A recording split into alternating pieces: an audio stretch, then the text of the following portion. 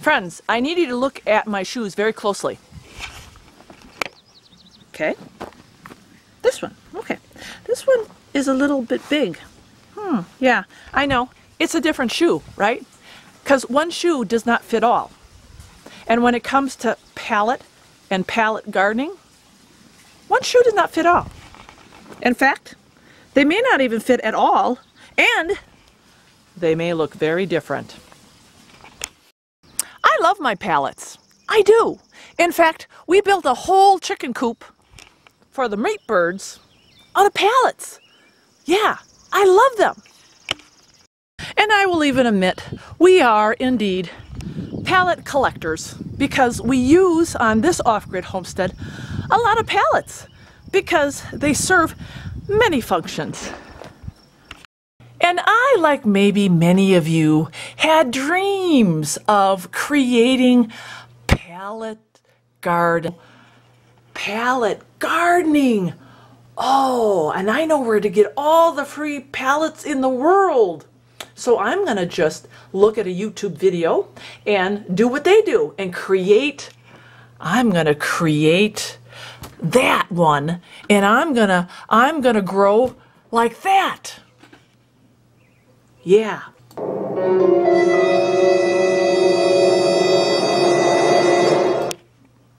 Wow. Now that's some serious music, and that's a smashed pallet. Who's smashing pallets around here? Who has the guts to smash a pallet and tell us the truth?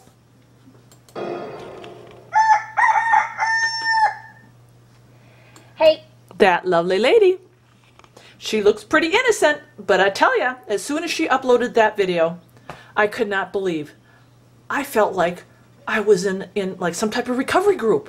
I said to myself, look, there's someone else who don't like the pallets for gardening, who actually recognizes the truth that pallet gardening ain't as fun as you think and ain't as successful as you think, and probably shouldn't even be considered for a homestead. And my girlfriend, Pateron. Hey guys, welcome to Appalachia's Homestead. She did it.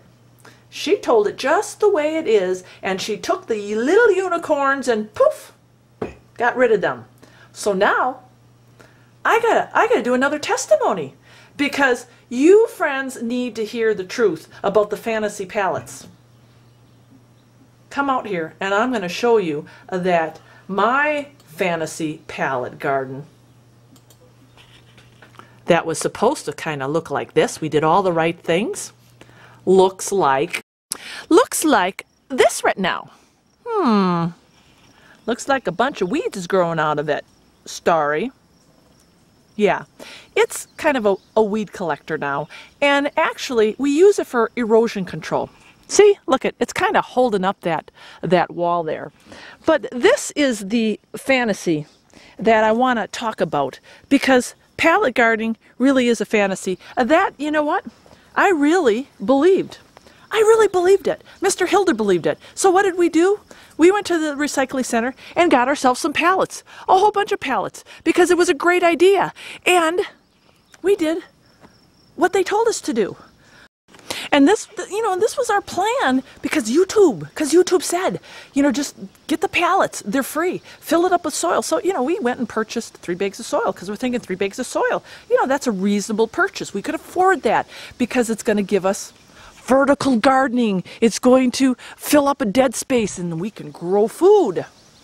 It took like 3 bags to fill up 1 pallet. And pretty soon our idea of making pallet walls of food, no, we had, we did 3. And we had them all lined up. We did 3 because that's all the soil that we could afford. So that was like a wake-up call right there. So there's a reality there. It takes a lot of soil. They don't talk about how much soil it takes, no. And then they don't talk about the other things like watering. Okay, think about container gardening. They all warn you, when you do a container gardening, you should know this by now. Container gardening takes extra water. Container dry out faster. They need to be watered more, and we all know, you can hear the water, right? That's liquid gold. Water is valuable. You do a pallet, that baby sucks up the water. It sucks it up and sucks it up and sucks it up because, especially when you have it in that nice vertical position and when you go upward in a pallet, really hard to water. Really hard. You spray on that water and then it just kind of, just rolls off. It just doesn't suck in. And you try to get it on the top when you have it upright. Well, it takes a lot of water from the top to go down to reach the bottom layers, and you can spray it on the surface. Bad watering system. They don't tell you that either. But you could be really creative and you could put little pipes down there and little feeder tubing. Why are we going through all this effort for a stupid pallet? Hello, there's some practicality when you are growing food and you want to feed your family. So there's some of the things that they post on Pinterest and YouTube that makes it sound like the unicorn life. Right? So, I'm talking homesteading, feeding your family. Let's be practical. I tell you, I fell into that trap. And that's why that pallet is there and the rest of them are rotted and gone. So here's the other thing. The longevity and the self-sustainability of a pallet. Okay, even if you're doing herbs and lettuce and maybe spinach, that ain't creating soil. That soil needs to be fed somehow because year after year, if that pallet even survives year after year, because the life of a pallet is only probably 3, 4 years, 5 years at the most before it starts falling apart. It's wood. It's wood. It's not protected. It's not treated. It's going to rot. That soil also needs to be fed. It needs to be fertilized because what happens after 1 year of gardening?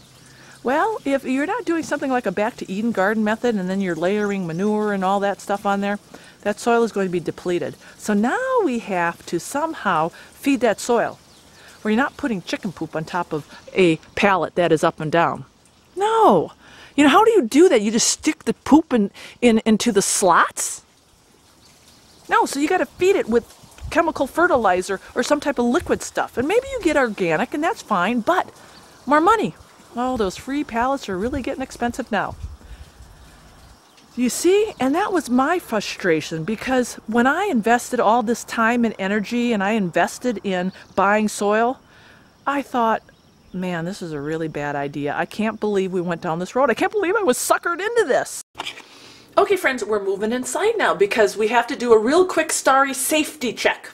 Yes, even though I like to think outside the box too, and I have with my gardening. I use tires, and that's going to be another day and another video. We will discuss that. We're discussing pallets right now.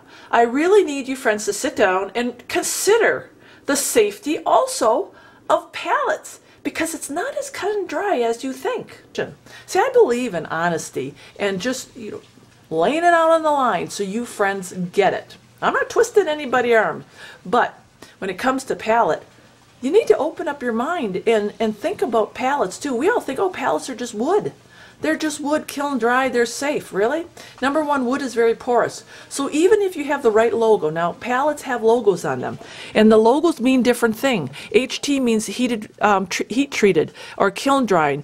MB means methyl bromide. Methyl bromide is bad stuff. And they still, even though they don't use it a lot, there are still pallets out there treated with MB. Now, this is the other thing you have to consider. When they're shipping, say, even the right logoed pallet that is heat treated or kiln drying, what's dripping?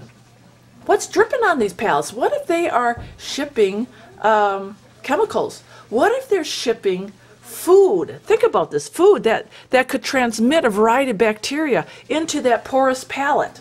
And then you put it into your garden. So there is a high risk with pallet gardening. In these YouTube videos, they're not showing you or discussing the risks. Now, are they? Because here's one I found on how to make a pallet planter, and it sounds so easy. You could use a full pallet for this, but to keep the weight manageable, we cut it down to a smaller... Oh, of course, cut it down to a smaller size, you think?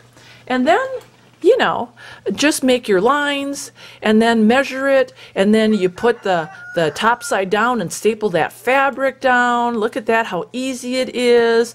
And then you fill it with lots of bought-in, you know, soil mix. Oh yeah, doesn't it sound great? Yeah. And, you know, look at, and they've got the right logos on there too. It's an HT.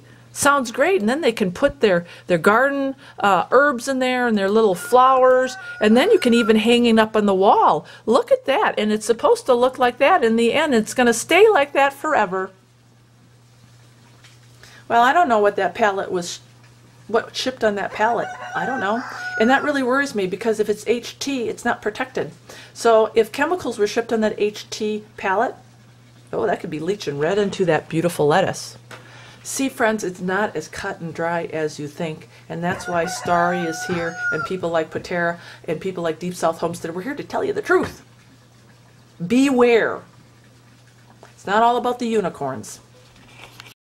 Okay, so we're going to say goodbye to the pallet, and just say, before you really seriously think about using pallets for your garden, do a little research. Consider my video. Consider Pateron's video, and really think long and hard about it, because we both have successful homesteads. We're living a self-sustainable lifestyle. We're growing lots of food, and guess what? We're not using pallets. So think about it. Just remember, one shoe doesn't fit all. Yeah, I know, I still have it on. And one pallet doesn't fit all purposes. Love my pallets, but not so much for gardening. God bless, and thanks, Pateron, for the video. It rocked. Now go check it out.